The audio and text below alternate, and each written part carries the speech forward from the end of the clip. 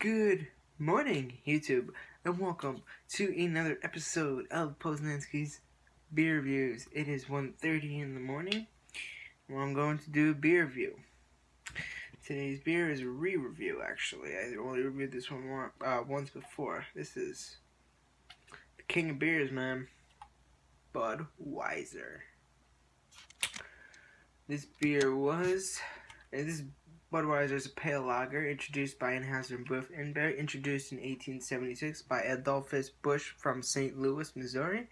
It has grown to become one of the highest selling beers in the United States. Yes, I was reading that off the teleprompter. On Beer Advocate, it gets a 58, which is awful. And the bros don't give it a score. It is, I believe, it's 5% alcohol by volume on the can. It says that brewed by our original process from the choicest hops, rice, and best barley malt. It's classified as an American Adjunct Lager. Rate Beer gives it a 3 in the style and a 0 overall, which makes it can't be a 0. They're basically saying it's not a beer because it gets 0, therefore not a beer. Like, that makes no sense. Like, it has to be like piss. But some people do think this tastes like piss. Brewed and sold since 1876, the King of Beers is the largest selling beer in the world. Budweiser has been the world's best-selling beer since 1957 and is distributed in more than 70 countries. Budweiser leads the U.S. premium beer category, outselling all other domestic premium beers combined. In fact, 1 in almost every 5 beers sold in the United States today is a Budweiser. We know of no brand produced by any other brewer which costs so much to brew and age. Our exclusive Beechwood aging produces a taste, a smoothness, and drinkability you will find in no other beer at any price.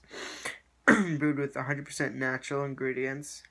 We use only the finest hops, barley malt, rice, yeast, and water. We craft and age Budweiser using time-honored brewing methods.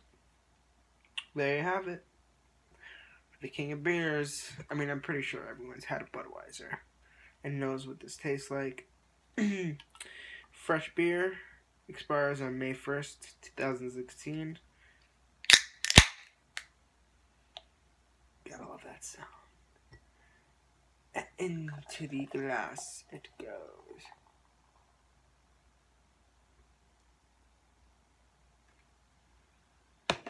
Oof, that pours a nice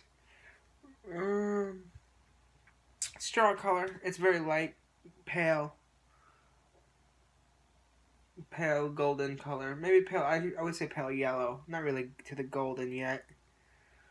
This is lighter than a Heineken, lighter than a Beck's, a little darker than a Coors, lighter than a Coors Banquet. Got a 2-finger of a bright white soapy head.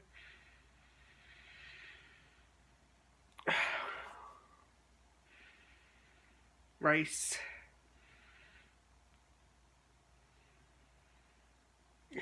Some wheat. Maybe not wheat, but like barley. Like glucose, basically. Grassiness. Sugariness.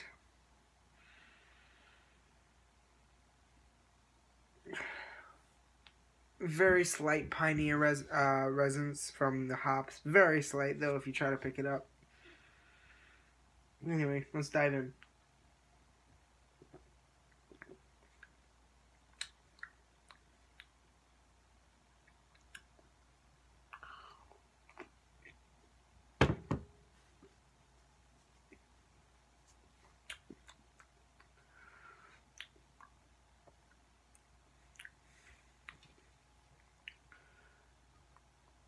I mean, it says they don't use corn. I kind of taste a little corn, but could be mistaken. It does taste like there's corn in here. Corn, biscuits,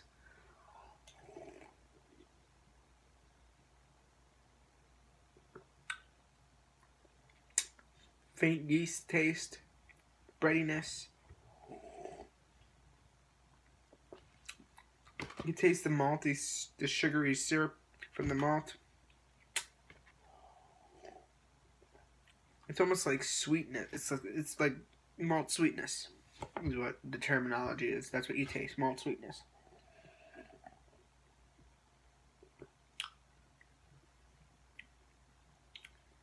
Faint bitter hopper presence in the back end, not much hop. This definitely isn't a 0. It's very drinkable, it's crisp. It almost has that European lager taste, European lager taste that I hate, but it doesn't. It has all the qualities of European lager, except for that one taste that I classify as a candy taste, but it's not in here. Don't know why, but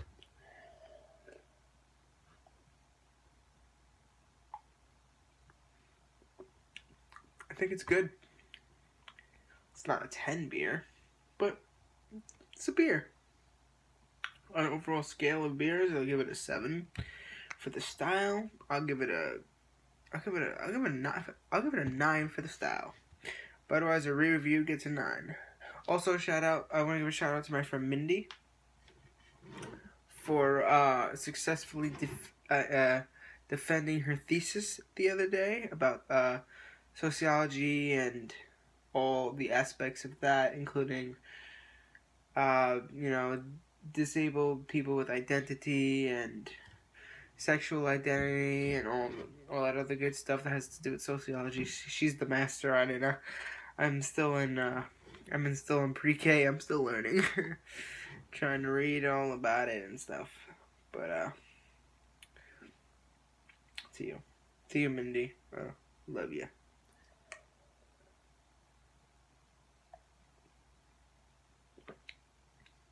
Anyway, those are my thoughts on this beer. I really enjoy this beer. I know a lot of people criticize and don't like it, but some people just don't like it because, hey, it's in her. Well, most people do like this beer, I should say. I want to amend my statement and say most craft brewers won't like this beer. And most craft brewers I know that bash on Anheuser-Busch products are new craft beer drinkers.